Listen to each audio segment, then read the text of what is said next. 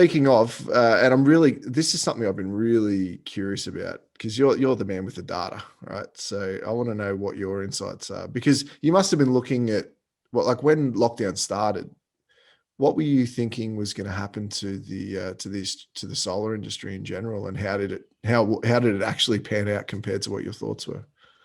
Oh, look, I think like a lot of people at the time, just the uncertainty was immense and paralyzing, and we were kind of relieved after a few weeks to see that businesses weren't going to be shut down in the first wave this was, after campaigning for solar to be considered an essential service and all that sort of thing. So, but in second round, Melbourne stage 4 lockdown, that was tough and rough. But the data was just like astounding, if you like. It's like in the first bit of lockdown we actually saw a surge of STC creation, and that was initially kind of question mark dismissed by is this just people tightening up their cash flow and bringing forward all the STCs that have been sitting there ready to go. And I think there was some of that happening for sure that made business sense, but and there was a bit of a dip following that. But there was a equally big rebound, and before you know it, we're setting record levels again and again and again, as just we've been doing for the past 3-4 years in a row, just setting month-on-month records. And it was only like kind of public holidays previously which had caused any kind of slowdown.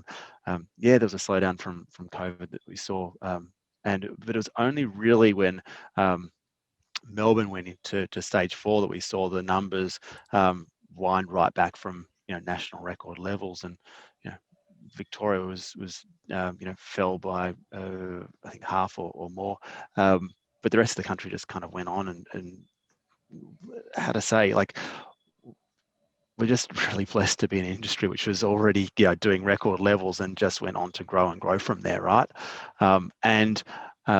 There's been questions, including from some of your staff. What's the years ahead looking like? Have we now pulled forward all the customers that would have naturally bought in 2021? Have they just all been gone and done their home improvement blitz now, and etc.? And does that mean we're going to fall off a cliff with sales next year? And okay, Sonny wants me to throw him the ball. Sorry, mate. He's been so right. Patiently waiting there. That's all part of it. And look, I don't think the industry is going to fall off a cliff. I think there's certainly a increased degree of working from home, and people recognise and they continue to work from home, and with that comes high electricity bills. The environment's still at the forefront of the people's consciousness.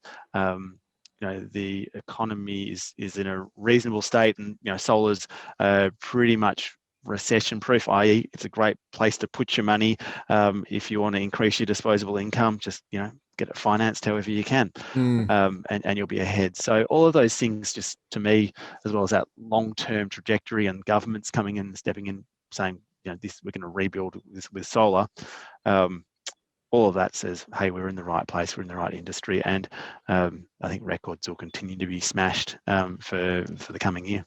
Okay, so 2021 is going to be another record breaker. Is that the prediction? Well, I'm mindful we're recording this in December, and you'll probably release it sometime next year, and so I'm cautious about what happens between now and then. Very true. I don't make those predictions, but if I was to give a guesstimate of what will pan out for next year, I'd say worst case worst case is a 10% dip on where we get to this year. So it's not downside isn't massive. I suspect we'll be 5-10% above where we get to by the end of 2020. But hey, we've been growing at 30 to 40% year on year for the last years. Perhaps we won't see the same growth, but it wouldn't surprise me if it happened again. Okay. Check out more episodes from Convos with Clenergy. Slap that subscribe button now. Cheers, cutters.